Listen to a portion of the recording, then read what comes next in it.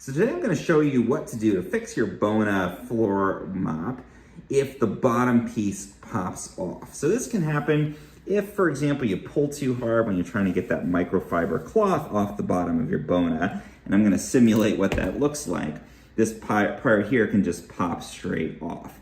Now the first thing is, don't panic. It is generally not broken. It's generally fairly easy to put this back together if this pops off of your Bona. So again, very simple. We're just gonna look at this little piece on the bottom here. You can see it's like a little semicircle. There's a metal piece here. And if you look inside, there's like a little middle piece that's gonna basically snap into the center of that semicircle. So all we're gonna do is just kind of realign that semicircle so it's facing straight up.